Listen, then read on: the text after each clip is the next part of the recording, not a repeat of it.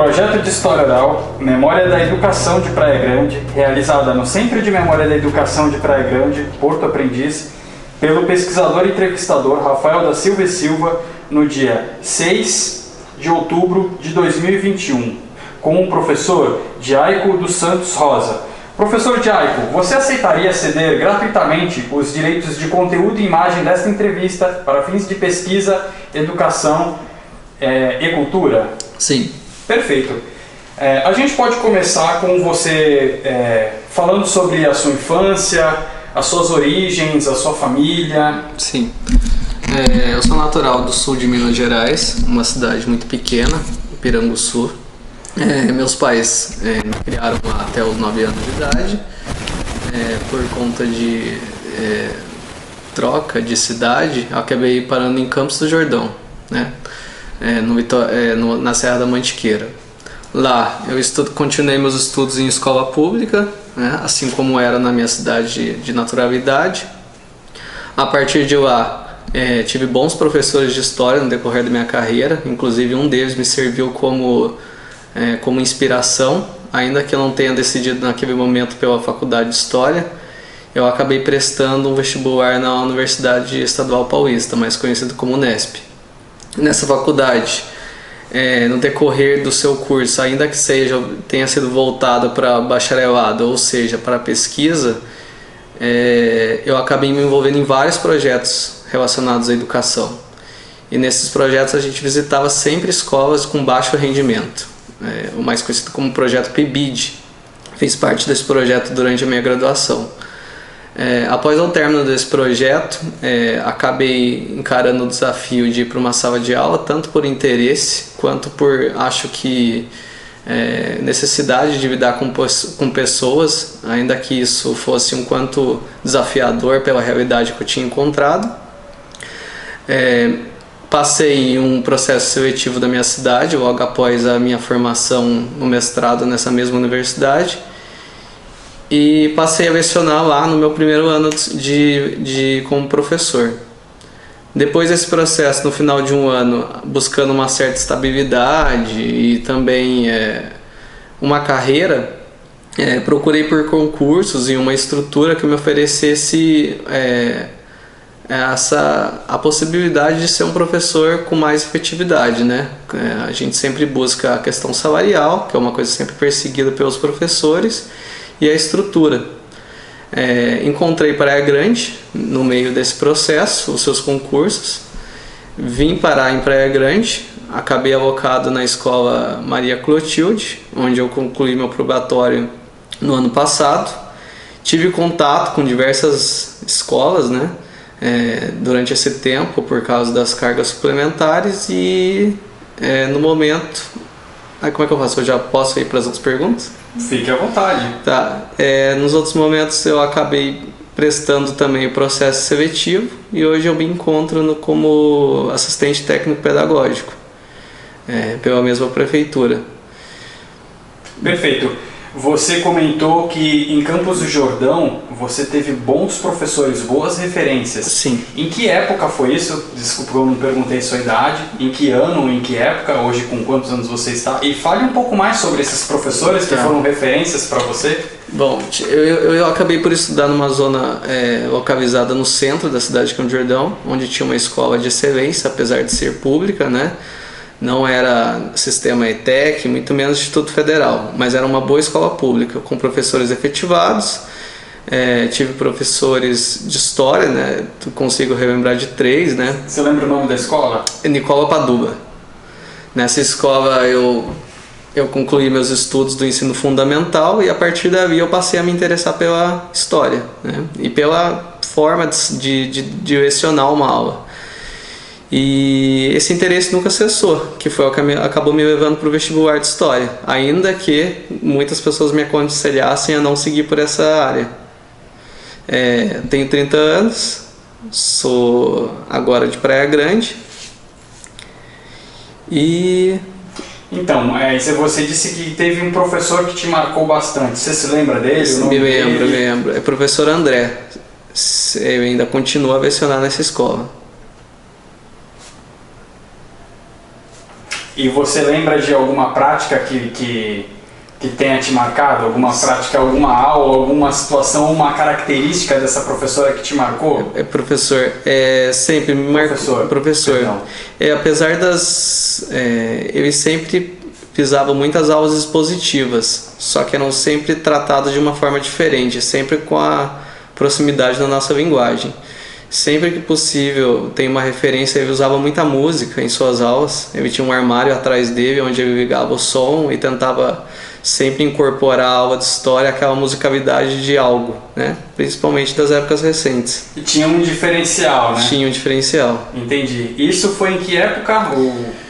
Isso foi no ano de 2003, 2004, mais ou menos. Mais ou menos a mesma época que eu cursei também o ensino médio. Ok. E aí você... Foi ensino fundamental. Ensino fundamental, perdão. Ensino médio você faz então de 2005, 2006, 2007, 2008, 2009. Entendi. Ótimo. E aí, do ensino médio, você já prestou o vestibular para ir para... Do ensino médio, eu fiquei um ano em um cursinho, né? Eu ainda não sabia se eu iria seguir pela prática, pela licenciatura de História, né? Ou se eu iria para o Direito. Na minha época ainda o Enem era experimental, então a gente tinha que optar tanto pelo vestibular comum quanto pelo Enem. E de último momento acabei optando por História e não me arrependi. Você saberia me dizer o que te levou a fazer essa escolha? Acho que foi a própria prática em sala de aula. Por conta desses projetos que eu vivi na graduação, eu entrei pensando que eu sairia um profissional que ficaria restrito à pesquisa em História. Mas acabei me apaixonando pela sala de aula, desde os primeiros projetos até pelo PIBID, que eu fiquei até o final da graduação, onde eu vi que eu queria seguir aquela área, né? O lecionar aulas de História. Entendi, mas digo, o que teria determinado a sua escolha no curso de História? A minha escolha no curso de História foi determinada pelo meu interesse. Assim, nesse ano de cursinho, eu busquei refletir sobre o que eu gostava de fazer. Aí eu acabei por relembrar que desde o meu 6º ano, o único livro que eu pegava e lia por conta própria, sem a necessidade do professor me cobrar, era o livro de História. Eu levava para casa, estudava em casa. E isso foi determinante na minha escolha. Eu acabava tendo um bom rendimento naturalmente, sempre estava à frente do professor. Era o aluno que, quando o professor perguntava, já sabia a resposta por ter estudado em casa. Legal. E aí você comentou que durante a sua graduação lá na Unesp, no campus de Franca, você participou do PIBID. O que é o PIBID e como foi essa experiência? O PIBID, assim como ao lado do PIBIC, que era um programa de incentivo à iniciação científica, o PIBID veio para fomentar a iniciação à docência, ou seja, levar esses graduandos em licenciatura para a sala de aula, em projetos diversos, desde escolas de alto rendimento a escolas de baixo rendimento. Eu acabei sempre por participar do projeto do lado das escolas de baixo rendimento, onde a nossa realidade era muito dura. Só que por eu ter vindo de escolas públicas, isso nunca me afetou. Eu sempre achei a realidade não muito chocante. Ao contrário dos meus amigos que eram da minha sala, que tinham vindo de escolas particulares ou mesmo sistemas públicos de excelência, né, como a ETEC, Instituto Federal. Então aquela realidade não era tão chocante para mim, que eu acho que foi isso que eu e outros, poderia dizer uns 10% da minha sala que seguiu pela carreira de licenciatura. Os demais não, já optaram por uma segunda graduação, não estão mais na área. Ou pela pesquisa também, Pela pesquisa, sim. Legal. E o que era desenvolvido no PIBID, no caso? Era literalmente a iniciação à docência. Ia para a sala de aula? Ia para a sala de aula acompanhar o professor em diversas etapas, desde a mera participação na sala de aula como um aluno, até em alguns momentos assumir o controle da sala e participar como um professor expositor, né? Entendi. E aí em seguida, quando você se forma, qual é o passo seguinte à sua formatura? Logo após a minha formatura, eu presto o processo seletivo para o mestrado na mesma universidade, com o apoio dos professores, né? Acabo indo participar de um mestrado que não é nem em História, muito menos na área da educação. Eu vou para um mestrado de políticas públicas. Eu acabei ingressando no mestrado em políticas públicas, onde dentro do programa eu poderia optar pela área da educação. Só que desde os meus tempos de graduação já me interessava também pela área de economia, ainda que timidamente. Então eu tentei envolver tanto a área da educação quanto a área da economia. Não por não acreditar nos estudos teóricos da educação, mas eu queria provar financeiramente que a educação era desvalorizada. Nesse programa de mestrado eu desenvolvi uma pesquisa que cruzava os dados de duas profissões tidas como de grande proporção em qualquer município, né, que são os enfermeiros e os professores, e eu comparava a carreira deles lado a lado, principalmente no último capítulo. E eu provava ao final disso que a carreira do professor ainda conseguia ser ainda mais desvalorizada que a profissão dos enfermeiros, ainda que encontrem certa estabilidade no Estado, né? Uhum. Isso foi a minha pesquisa. Entendi. A sua pesquisa leva em consideração aquele plano de carreira que o MEC oferece, que é basicamente o que a maioria dos municípios seguem, acredito? Sim, eu comparei nessa pesquisa a carreira do professor do Estado de São Paulo, né? O professor que atua principalmente no ensino médio. E os enfermeiros também que fazem parte da rede estadual de saúde. Aí, dentre essa pesquisa, em vários tópicos, eu comparava a carreira, a possibilidade de evolução e a desvalorização com o correr do tempo. Jaico, a câmera deu problema, vamos seguir com essa aqui, tá bom? Tá. Beleza, e aí você chegou, nesse período de mestrado, você trabalhou como professor ou não? Durante esse período de mestrado, em uma dos eventos que eu participei, um dos participantes dessa palestra, ainda no seu projeto de pós-doutorado, me mantinha um escritório como se diz, um escritório que lidava com questões ambientais na cidade de Franca. No meu segundo ano de mestrado, eu fui convidado a trabalhar com ele, auxiliar esses projetos acadêmicos que ele desenvolvia nesse escritório, e aí eu tive contato com um lado da educação que eu ainda não tinha visitado, que era a pesquisa. E ao lado desse professor a gente pesquisou durante um tempo na cidade de Franca, o professor José Bertelli, e eu me mantive nesse escritório tanto pelo lado financeiro, para me manter no mestrado, quanto pelo lado da descoberta desse lado científico, né, que eu podia levar o lado do mestrado para esse escritório e participar com ele de diversas questões, principalmente a pesquisa dele que era no lado ambiental. Ainda que não fosse na minha área, agregava muito em relação a método, objeto, coisas pertencentes à área da pesquisa. Após o fim do mestrado, eu voltei à minha cidade natal, não de naturalidade, mas onde meus pais residiam, que era na cidade de Campos do Jordão. Lá, após o fim do mestrado, eu prestei o processo seletivo da minha cidade, assim como outros concursos, principalmente da cidade de São Paulo e a cidade de Praia Grande, onde com a aprovação nos dois concursos eu acabei optando por vir para Praia Grande. Bom, aí você comentou que teve que fazer uma escolha entre a Prefeitura de São Paulo e a de Praia Grande. Sim. Pode falar um pouquinho mais sobre isso? Eu fui aprovado no concurso de São Paulo um pouco antes da Praia Grande, só que apesar da aprovação antes em São Paulo, o processo de escolha de escolas da cidade é muito mais demorado que o da Praia Grande. Acabou pela data de posse das duas prefeituras ficarem muito próximas, e eu, por diversos motivos, dentre a escolha de uma cidade litorânea, mais tranquila do que a própria cidade de São Paulo, optei por vir para Praia Grande, até porque eu tive conhecimento da rede na prova, né? No processo, no concurso público, onde eu pude conhecer uma escola, me deparei com uma estrutura boa, e as pessoas com quem eu fiz essa prova falaram que a rede era totalmente parecida com aquela escola modelo. Aí eu não tive dúvidas, até por conta da questão salarial, que eu considero bem remunerada aqui na região. Minha região, que eu sou natural de Campos do Jordão, não é tão boa a rede quanto aqui. e eu vim a troco da possibilidade de oferecer um trabalho melhor, assim como também ter uma certa estabilidade na carreira profissional. Ou seja, você não conhecia a cidade ainda, conheceu no dia do processo. Eu conheci a cidade de Praia Grande no dia do concurso público.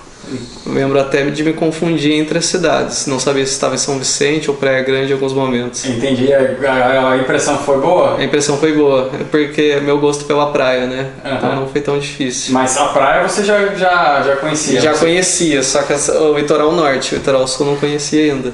Legal. E aí então você inicia o trabalho aqui como professor de história. Sim. Né? Como que foi esse início? Esse início foi na Escola Maria Clotilde, que é uma escola que atende uma comunidade de baixa renda, né? Uma comunidade socioeconômica não tão favorável, localizada na periferia de Praia Grande. Encontrei logo de início uma ótima gestão na escola com a diretora Adriana. Fui muito super bem acolhido, né? Me deparei com uma realidade da escola em que a fama que ela levava já não pertencia àquele ambiente, eu tinha condições de prática pedagógica muito boas, e lá eu permaneci durante os meus 3 anos, como um professor concursado, agora podendo colocar em prática, testar novas práticas pedagógicas nessa escola. Entendi. Se você chegou a fazer algum projeto ou alguma prática diferenciada em sala de aula? Eu tive contato aqui pela primeira vez com as lousas digitais, né? Onde eu pude desenvolver alguns projetos em relação à lousa digital. Durante a minha graduação também eu tive contato com o ensino do xadrez em algumas escolas de periferia. Tentei trazer isso para a sala de aula também, mas foquei mais em relação ao ensino da história de uma forma que levasse o conteúdo de história na linguagem e nos exemplos cotidianos daqueles alunos. Sempre, né, como todo professor, a gente adaptando a matriz curricular à realidade dos alunos, algo que fizesse sentido para eles, né, que eles pudessem levar para além da sala de aula. Ou seja, trabalhando pertencimento. Trabalhando pertencimento. Perfeito. Isso foi em que ano, em que época? Foi no começo de 2018, fevereiro de 2018. Certo, aí você diz 2018, 2019, 2020, chega a pandemia. Chega a pandemia. E aí? No momento que, pelo menos, eu já me sentia adaptado à escola, a sua forma de funcionar, eu e outros professores fomos surpreendidos pela pandemia. De início, eu fui afastado da sala de aula durante aquele período que a gente sofreu recesso escolar, né? Até porque a gente não sabia onde esse vírus iria levar a gente. Eu saí de sala de aula com a certeza que eu voltaria em 15 dias, não mais do que isso. E a cada 15 dias essa realidade era afastada cada vez mais da gente, né? A gente não tinha possibilidade de retorno à sala de aula. Num primeiro momento foi um choque, né? Não pela tecnologia, que eu acredito que eu e outros professores que somos mais jovens não tivemos grandes problemas em relação a essa adaptação, mas foi pela forma de lidar com os alunos, porque ser professor é uma profissão essencialmente de contato, né? Olho no olho, às vezes você sabe que não é o dia daquele determinado aluno, ou você capta o nível dele de aprendizagem somente ao final ou começo de uma atividade. E isso pela internet, logo nos primeiros dias do ensino remoto, a gente ficou um pouco afastado até a gente conseguir a adaptação. Até os primeiros meses houve esse período de adaptação, até a gente ter a possibilidade de encarar aqueles objetos de conhecimento que a gente já dava em sala de aula, agora para esses alunos de uma forma virtual. E quais foram as ferramentas que você utilizou, tanto logo de cara, assim, quando a gente ainda estava onde tudo era muito incerto, até um momento já de mais amadurecimento, ou no decorrer do ano de 2020? No ano de 2020, a gente não houve muito tempo para testes de novas ferramentas. Acabamos nos apegando ao que foi de uma forma geral usada na rede, que foi o Google Sala de Aula, e também a ferramenta de troca de mensagens do WhatsApp. A gente, pelo menos na minha escola sede, foi o que a gente conseguiu trabalhar no primeiro ano. A gente trabalhava de certa forma uns vídeos também, fotos, mas era tudo muito novo, porque até então eu que não tinha contato nenhum com os alunos fora da sala de aula, passei a entender o trabalho agora de uma forma totalmente diferente, né? Uma forma virtual, uma forma de troca instantânea. Entendi. E há pouco antes de começar a entrevista, você comentou comigo que vocês estão implantando um projeto vinculado ao Google. Sim. Pode falar um pouquinho sobre isso? Posso falar. No ano de 2021, eu acabei não só ficando mais na minha escola sede, mas em duas outras escolas. E apesar dessa troca entre escolas, eu pude aprender novas ferramentas digitais de ensino. Além do Google Sala de Aula, a gente começou também a usar cada vez mais a ferramenta do WhatsApp. A gente também começou a usar do Google Meet, que eram para as aulas por vídeo. Também a outra escola começamos a usar a ferramenta Moodle, que é também outra ferramenta, né, de uso de aula à distância. E através dessas ferramentas, assim como também em essência os formulários, a gente conseguiu captar em 2021 muito mais alunos pela abrangência do projeto do que propriamente no ano de 2020, porque já tínhamos constatado os erros, né, e os acertos e poderíamos usar ele em nosso favor.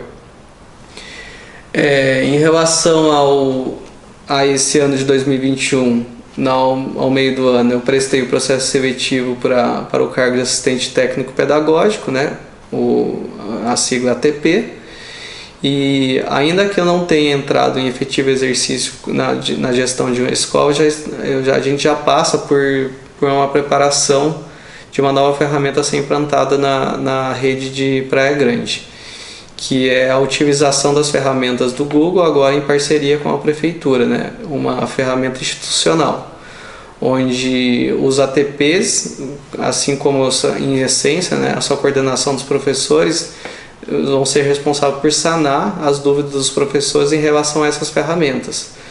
Ou, de certa forma, é uma continuidade das ferramentas da pandemia, né? O Google Sala de Aula, o formulários, para que de uma forma ou outra a gente não perca esse contato, né, Apesar dos pesares, é possível dizer que houve digamos que um salto na aplicação dessas ferramentas digitais em sala de aula. Sim, com certeza. De uma forma ou outra nós conseguimos atingir uma parcela dos alunos, sim. Na escola onde eu atuo atualmente, a gente desenvolve um projeto chamado Projeto Regionalidades, onde a gente trabalha como já dito, com o pertencimento desses alunos à região. E no decorrer desse ano a gente nota que os alunos têm interagido de uma forma virtual muito mais profissional do que no ano passado. Uhum. A gente tem recebido muitas edições de vídeo de certa forma profissional, e também a gente está fugindo um pouco do papel, né, daquele velho trabalho em cartolina ou mesmo em folha de sulfite. Eu recebo hoje atualmente trabalhos pelo WhatsApp. E não só trabalhos restritos a uma apresentação dos slides, mas trabalhos vinculados a vídeos, que apesar da gente não fornecer essa formação para os alunos, eles têm muito mais contato com esse mundo. Perfeito. Antes da gente caminhar para o final, teve uma coisa que me marcou bastante na sua fala, que foram os conselhos que você recebeu para não cursar História. Você pode falar um pouquinho sobre isso e se teve algum conselho a favor para você cursar História? Bom, os conselhos que eu recebi em relação a não cursar História era relativamente à carreira do professor no Brasil. E a nível não só de possibilidades de evolução, mas também de nível salarial. E essas foram, desde a minha entrada na escola pública como criança, né, como aluno, a principal forma de desmotivar a pisar em sala de aula. O que não deixa de ser verdade, a real desvalorização do professor no Brasil, mas também eu não abri mão desse sonho por acreditar que, apesar da baixa valorização, eu teria contato com o que eu gostava de fazer, né, que era a troca de conhecimentos com os alunos. assim como eu já tinha me espelhado nos professores nas escolas onde eu tinha tido aula de história. Entendi. E teve alguém que não, que ficou do seu lado? Sim, tive um professor de educação física que ele sempre me orientava a falar, pô, eu acho que você tem que tentar ver com seus olhos. Caso dê errado, você procure outra profissão, mas já que você gosta, já que você tem interesse pela área, eu acho que você deveria seguir por esse caminho. Perfeito. Bom, então, caminhando para o final da nossa entrevista, você comentou das ferramentas do Google, dessa nova linguagem que provavelmente veio para ficar, pelo que você está me colocando na entrevista agora. Qual é a sua projeção daqui para frente, tanto na sua carreira quanto na educação do município, como de uma maneira mais abrangente? Sim, desde a minha adolescência eu sempre fui muito interessado pela essa área da tecnologia. Desde que eu pisei em sala de aula, muito antes da pandemia, eu sempre tentei conversar com os alunos de uma forma que eu conseguisse me integrar a esse mundo digital em que eles vivem, né? E agora, com essa pandemia e a consequente aceleração desse processo digital, eu pretendo dar continuidade, ainda mais agora no cargo de coordenação de professores, a sempre oportunizar esses professores a formação em relação a essas ferramentas digitais e não perder todo esse trabalho que a gente teve durante a pandemia, para que seja um trabalho de continuidade dessas ferramentas. Ainda que a gente tenha como parte central o trabalho presencial com os alunos, a gente consiga de certa forma integrar essas ferramentas ao dia a dia desses alunos e desses professores em sala de aula. Entendi. Bom, gostaria de deixar alguma mensagem, concluir de alguma maneira essa entrevista. Bom, eu gostaria de, assim como eu, que relativa à educação, que quem pretende seguir essa área, antes mesmo de desistir pelas diversas desmotivações que a gente segue, até mesmo às vezes, como os meus colegas diriam, pela própria família que não apoiava. Pelo contrário, eu tive apoio dos meus pais, até porque eles sonhavam em ter um filho na faculdade, porque meus pais não possuem nível superior. Então, a profissão de professor, ainda que seja desvalorizada salarialmente, ela tem um certo status social, né, pela sua possibilidade de formação das outras profissões, né, a máxima. Então, eu acredito que vai muito da sua experiência, vai muito da experiência sua em sala de aula, que é fantástico para mim. Todos os dias poder pisar em sala de aula e, além de eu levar o conhecimento que eu tenho sobre a minha área restrita em história, eu possa aprender um pouco mais sobre a vida de cada um desses alunos. E esse contato com os alunos no dia a dia dificilmente eu vejo isso em outras profissões, né? A gente se manter sempre atualizado em relação ao que a juventude anda pensando, ainda mais agora nesse mundo digital que os professores estão aprendendo de forma abrupta, né? Sim, perfeito. Parte para o doutorado? Parte para o doutorado, sim, sem dúvidas. O projeto já está no... Sim, pretendo. Não sei quando, mas pretendo. Beleza. Então é isso aí, Jaico. Muito obrigado pela sua participação e só tenho a agradecer o Centro de Memória, em nome do Centro de Memória da Educação de Praia Grande. Muito obrigado e a gente encerra por aqui. Obrigado também.